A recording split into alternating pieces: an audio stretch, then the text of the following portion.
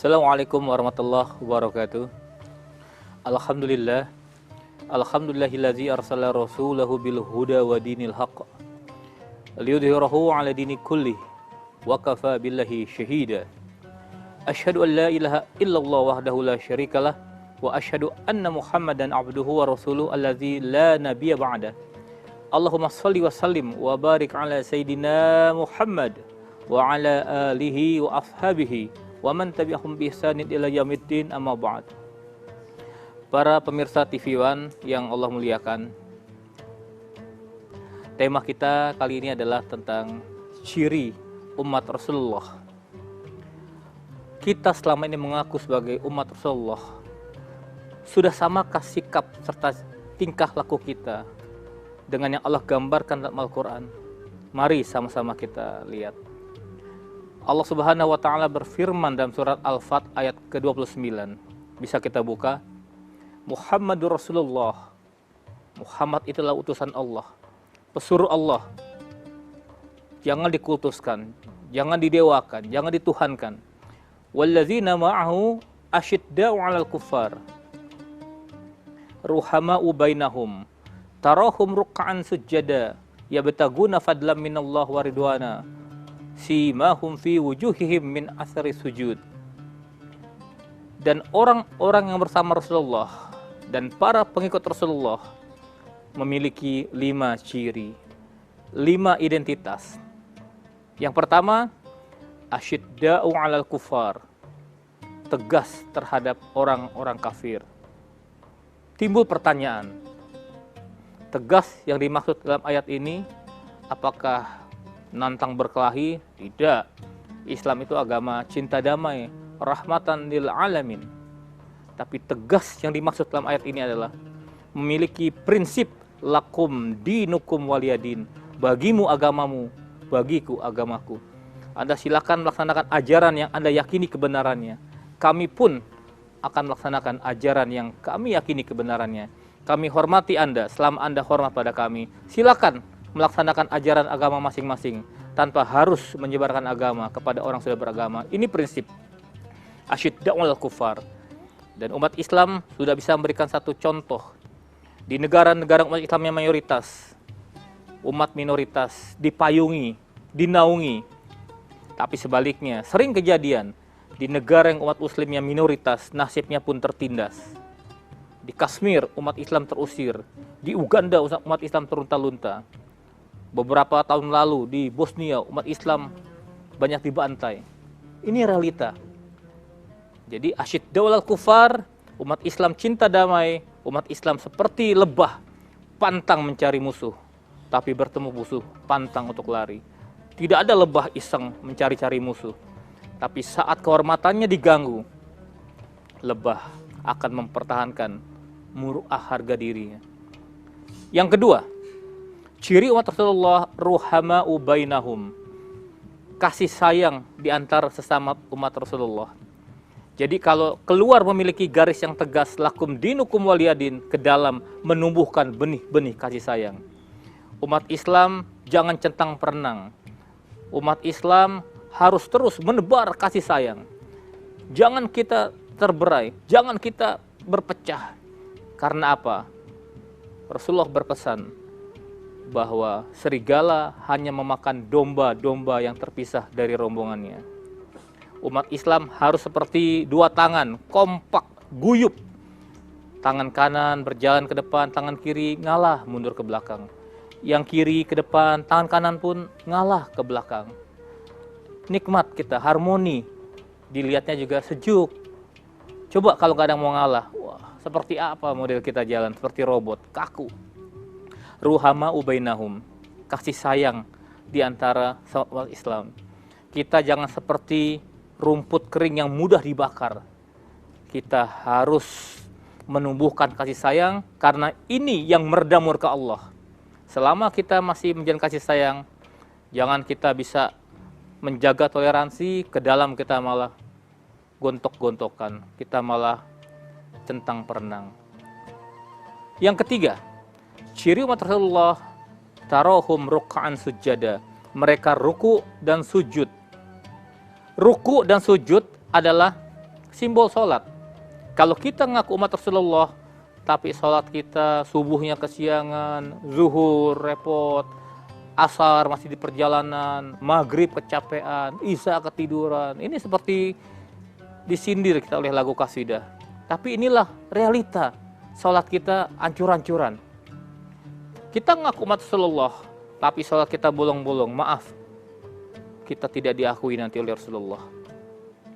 Karena apa? Sholat merupakan tiang daripada agama. Bagaimana mungkin sebuah rumah akan berdiri dengan tegak tanpa tiang yang kuat? Bangunan ini akan tegak dengan kuat kalau memiliki tiang-tiang yang kokoh. Begitu pula agama.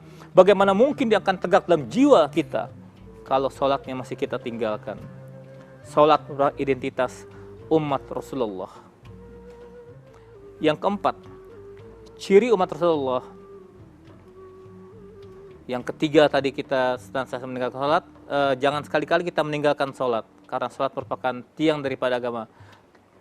Ya bataguna fadlam minallah waridwana. Umat Rasulullah itu selalu rajin mencari karunia Allah. Kita dianjurkan bukannya mencari rezeki. Kalau mencari belum tentu dapat. Kita dianjurkan menjemput rezeki. Rezeki kamu sudah disiapkan di sana, di timur, di barat. Silakan kamu jemput. Kalau kita nyari belum tentu dapat. Umat Rasulullah itu nggak boleh jadi umat yang pasif. Umat Rasulullah itu harus umat yang aktif, produktif. Selama ini kan kita hanya jadi umat yang konsumtif. Justru yang produktif itu adalah di luar Islam. Ini sangat ironi. Jadi kalau kita ngikut umat Rasulullah, kita harus juga jangan berpangku tangan. Usai sholat, bertebarlah kamu di muka bumi. Fantashiru fil ard wabtagu min fadlillah. Cari nikmat Allah, jangan hidup jadi pemalas. Umat Rasulullah itu rajin. Yang terakhir, ciri umat Rasulullah, tarahum fi wujuhihim min athari sujud. Di wajahnya ada tanda bekas sujud. Timbul pertanyaan, apa jidatnya hitam? Wah, jidat hitam mah bisa kita bikin-bikin. Kita sujud yang lama, kita gesek-gesek ke sejadah yang kasar, ke karpet, jidat kita hitam. Digaruk monyet, jidat kita hitam. Tapi bukan itu. Jadi filosofinya, umat Rasulullah itu adalah mengerjakan filosofi sholat di luar sholat. Jadi sholat ini bukan hanya sekedar menggugurkan kewajiban, tapi ajaran sholat diterjemahkan di luar sholat. Banyak ajaran sholat.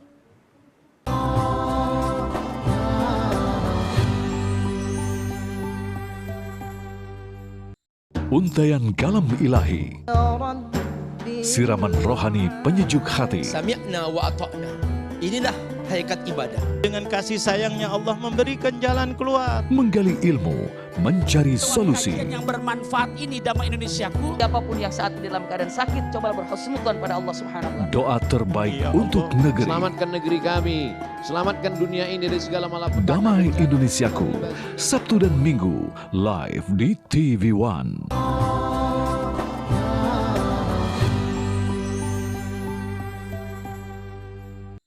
Dalam kitab-kitab fikih kita dianjurkan kalau sholat itu melihat ke tempat sujud. Nggak boleh lihat ke atas. Ngeliat cicak, lihat langit-langit, nggak boleh. Mengganggu khusyuk. Lihat tempat sujud. Maknanya apa? Keluar sholat, kita harus ngelihat orang-orang yang lebih susah, lebih menderita daripada kita. Apalagi zaman pandemi. Pengangguran bertambah puluhan juta. Kalau satu pengangguran punya satu istri, punya dua anak, berapa puluh juta yang hidupnya lebih menderita daripada kita. Unzuru ilaman huwa asfala minkum, kata Rasulullah. Lihatlah orang-orang yang kondisi lebih susah, lebih menderita, lebih belangsak daripada kamu. Wala tanzuru ilaman huwa fawqakum. Jangan kamu lihat orang-orang yang lebih mewah, mobilnya mentereng, rumahnya megah.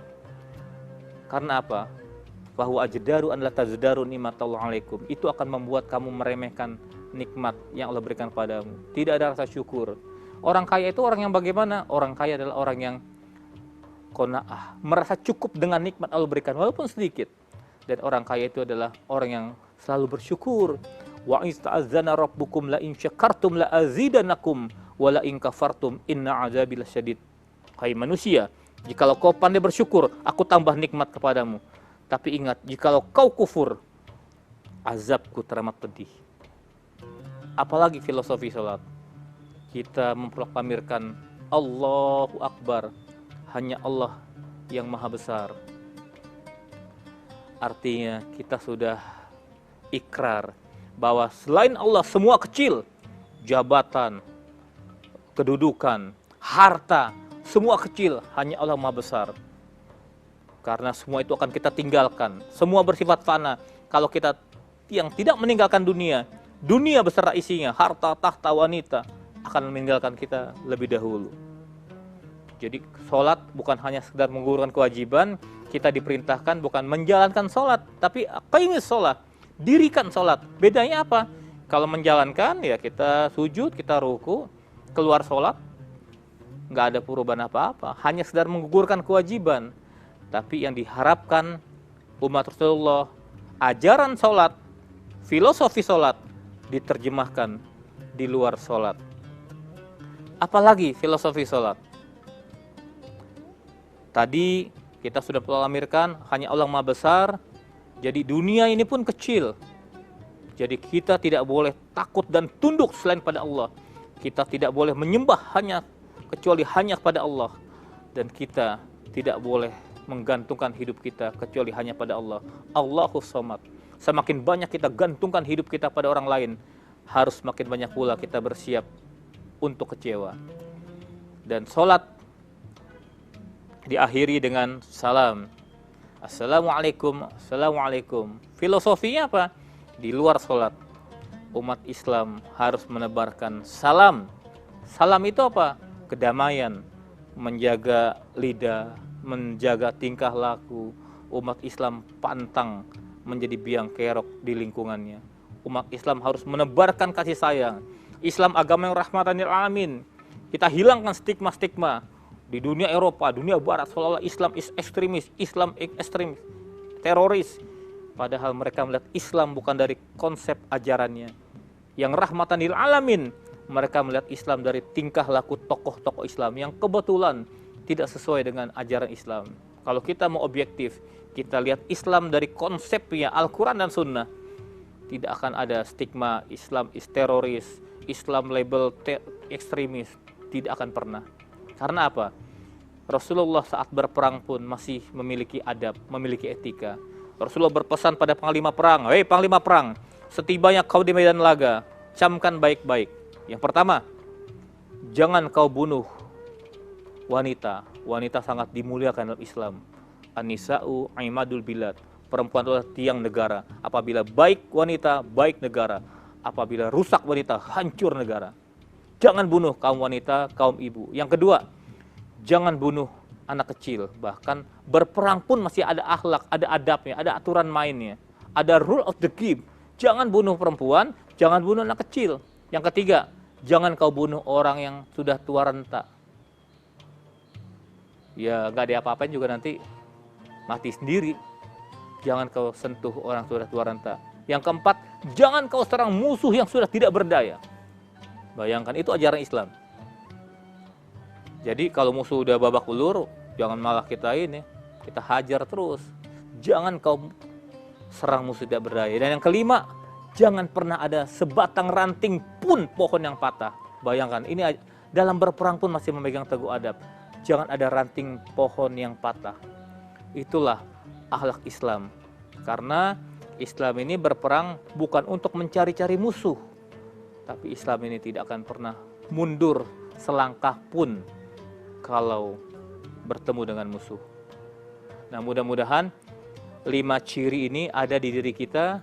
Dan mudah-mudahan kita nggak ngaku-ngaku, kita pede banget ngaku umat Rasulullah. Tapi nanti di hari kiamat diusir. Suhkon, jauh-jauh. Kamu bukan golongan umatku. Karena Rasulullah ini luar biasa. Umat ini selalu jadi prioritas, tidak seperti kita. Pemimpin-pemimpin jualannya demi rakyat, untuk rakyat. Tapi saat rakyat menderita, mereka tutup mata, tutup telinga. Rasulullah sampai akhir hayatnya, yang disebut bukan anaknya, bukan istrinya. Yang disebut Rasulullah, ummati, ummati, umatku, umatku. Sampai akhir hayatnya, detik-detik aja merenggut nyawa, masih yang disebut umatku, umatku. Tidak ada pemimpin yang cinta pada umat seperti Rasulullah. Bahkan ketika sedang termenung ditawarin oleh malaikat, kenapa bengong wahai kekasih Allah, apa yang kamu mau? Wala saufa yutika rabbuka fatardo, kamu mau apa? Mau harta? Bukit Uhud disulap jadi bukit emas. Mau tahta? Allah berikan. Apapun yang kamu mau Allah ridho. Mau perempuan? Diberikan. Apa jawaban Rasulullah? Ya Rabbi la ardo wa wahidum min ummati finnar. Ya Allah, semua yang kau berikan padaku belum bisa membahagiakan hatiku. Kalau aku dengar ada satu saja umatku yang kekal di neraka. Enggak ada pemimpin yang cinta kepada umatnya melebihi Rasulullah. Bukan hanya jadi komoditi. Sekarang pemimpin kalau mau kampanye, mau pemilihan, demi rakyat. Tapi ketika menjabat, seolah-olah seperti kejar setoran agar modalnya kembali. Na'udzubillah, summa na'udzubillah.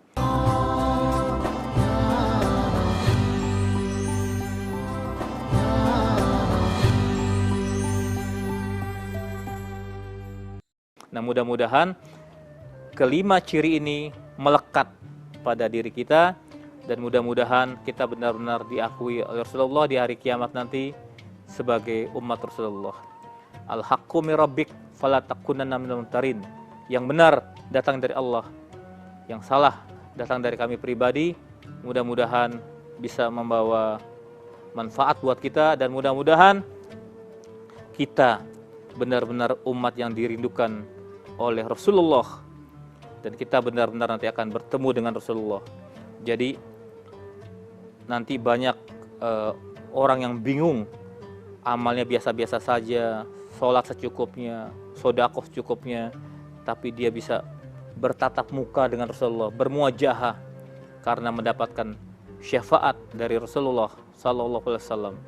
Nah, Rasulullah selalu menekankan kepada umatnya agar perbanyak amal.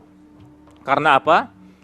Nanti ibarat syafaat itu ibarat menambal kain sarung yang bolong.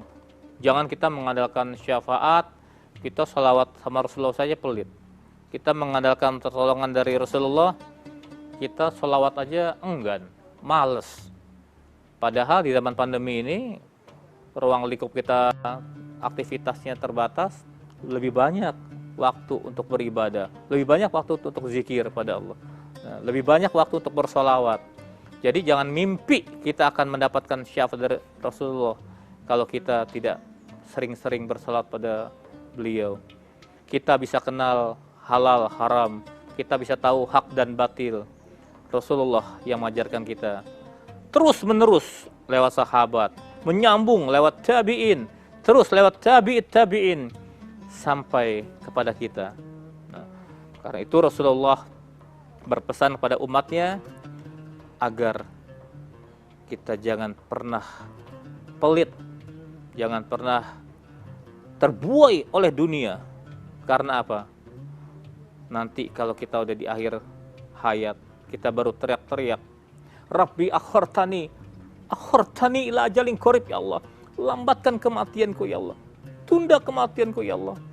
Apabila kau tunda kematianku ya Allah, fa'asaddaqa wa aku minas solihin, aku akan bersedekah ya Allah, akan aku berikan seluruh hartaku di jalanmu. Bukan hanya itu ya Rabb, wa aku minas solihin, aku janji akan menjadi manusia yang baik. Ini seperti penyesalannya Fir'aun, roh sudah di kerongkongan baru teriak-teriak amantu bi Rabbi Musa wa Harun. Nah, mudah-mudahan kita sebagai umat Rasulullah memegang teguh apa yang diajarkan Rasulullah agar kita bisa masuk surga bersama Rasulullah, mendapat syafaat dari Rasulullah, dan Rasulullah SAW benar-benar mengakui kita. Kita kan kadang-kadang ngaku umat Rasul, hamba Allah, tapi kita tidak diakui di hari kiamat nanti. Kasihan banget. Kita menjadi orang yang naas, kita menjadi orang yang putus asa, kita menjadi orang yang terlunta-lunta di akhirat nanti. Kepada Rasulullah, ketika hendak ajal saja, kepada umatnya berpesan. Rasulullah itu usianya hanya 63 tahun. Itu standar barometer umur manusia. Kata Rasulullah, umur umatku tidak akan pernah jauh berbeda dari umurku. Berapa umur Rasulullah? 63 tahun. ya. Nah, jadi bukan masalah panjang pendeknya umur, tapi khairun nas man tala umruhu wa sunamalu. Sebaik-baik manusia yang umurnya panjang dan banyak ibadahnya. Buat apa umur panjang kalau diisi dengan maksiat? Rasulullah ketika hendak ajal berpesan kepada putrinya, Rasulullah nggak pernah sakit karena pola kesehatan terjaga. Sekali-kalinya sakit ketika mau meninggal, usia 63 tahun. Tapi orang yang banyak amal, orang soleh biasanya umurnya pendek. Biasanya, lazimnya, karena Allah sayang, dikhawatirkan tergelincir melakukan dosa-dosa besar. Sebaiknya orang yang banyak maksiat, biasanya Allah sayang, Allah Maha Tahu, Maha Rahman, Maha Rahim, umurnya panjang. Kenapa? Dikasih kesempatan buat bertaubat. Kalau nggak mau taubat juga ya salah sendiri, nggak manfaatkan umur. Nah, oleh karena itu Rasulullah berpesan kepada putrinya ketika sakit, didatangi oleh malaikat maut. Malaikat maut menyerupai manusia. Ayahmu ada Fatimah? Ada, sedang terbaring sakit. Katakan saya yang datang. Ayah ada tamu, ayah sedang sakit. Dia maksa bilang saya yang datang. Kamu tahu gak siapa yang datang, Fat? Gak tahu. Itu hadimul lazat. Dia itu menghancurkan segala macam bentuk senangan di dunia. Wa qati'u syahwat. Dia itu memisahkan kita dari semua yang kita cintai. Dia adalah malaikat maut, Fat. Ketika hendak dicabut ruhnya, yang didoakan Rasulullah adalah umatnya. Wahai malaikat maut, saya siap menghadapi sekarat ini. Tapi saya ingin tanya satu hal. Bagaimana nanti nasib umat saya ketika saya meninggal? Nah, ketika ada jawaban dari langit, innallaha harmal jannah ila sair anbiya hatta tadkhul anta. Allah haramkan surga dimasuki oleh seluruh nabi sebelum engkau Muhammad masuk dalam surga lebih dahulu. Ini prioritas. Wa haramtul jannah ila sairil umam hatta tadkhulha umamaka. Ini garansi dari Allah. Allah haramkan surga dimasuki seluruh umat nabi. Nabi Adam, Nabi Nuh, Nabi Musa, Nabi Ibrahim, sebelum umat Nabi Muhammad masuk terlebih dahulu dalam surga. Nah, tapi kalau masuk neraka juga lebih dulu, jangan mau enaknya aja. Nah, mudah-mudahan kita walaupun umat terbelakang, umat paling belakangan, kita akan masuk surga bersama-sama dengan Rasulullah. Mudah-mudahan ayat Al-Quran ini bisa jadi muhasabah bagi diri kita. Kita bisa bercermin. Benar gak sih saya ini umat Rasulullah? Benar gak sih saya sesuai dengan ciri yang digambarkan dalam Al-Quran? Mudah-mudahan kita bisa meningkatkan amal ibadah kita dan kita bisa lebih menyemarakan sholawat pada Rasulullah agar mendapat pertolongan di yaumil akhir nanti. Wallahul muwaffiq ila aqwamit thoriq. Wassalamualaikum warahmatullahi wabarakatuh.